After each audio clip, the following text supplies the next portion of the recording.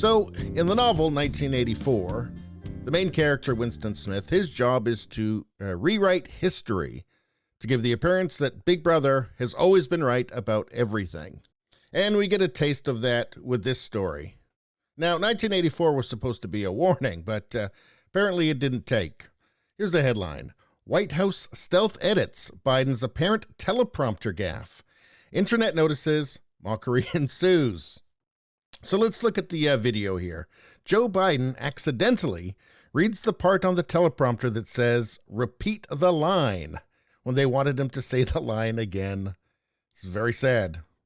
Keep in mind, this is the same guy who needs step-by-step instructions on his notes to tell him to do things like, you take your seat. Yeah. It is noteworthy that the percentage of women who register to vote and cast a ballot is consistently higher than the percentage of the men who do so. End of quote. Repeat the line. Women are not without electoral and/or. End of quote. Repeat the line. Oh dear. Let's watch that one more time just to make sure that we heard that correctly. Higher than the percentage of the men who do so. End of quote. Repeat the line. Women are not without. Yeah.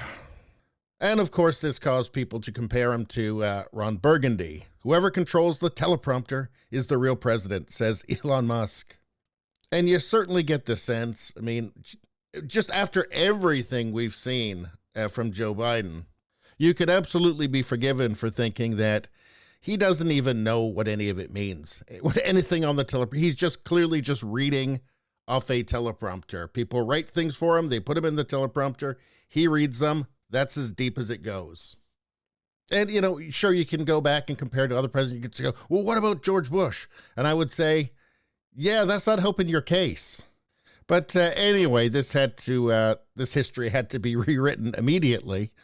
Here we have a tweet from Jerry Dunleavy. White House transcript of Biden remarks is now incorrectly aligned with what this White House assistant press secretary falsely claimed on Twitter, despite the video showing Biden clearly stating, end of quote, repeat the line.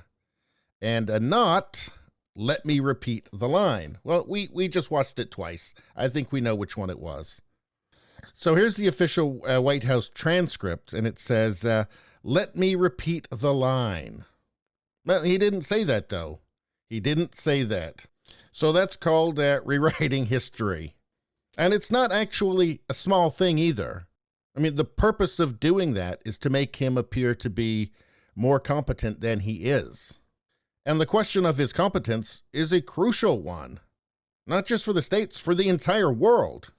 So, no, it's not a small thing at all. And I guess while they're at it, they've got a bunch of other history to rewrite as well. I mean, that whole thing about, it turns out Joe Biden did know about Hunter's Chinese business dealings, as was revealed on a voicemail. Winston Smith on the case.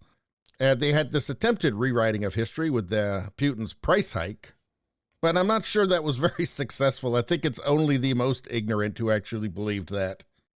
I think the vast majority of people remembered their money being worth less and less well before then.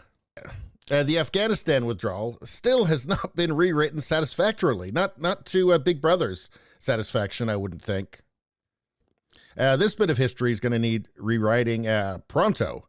Biden sold oil from emergency reserves to Chinese gas giant tied to his scandal-plagued son.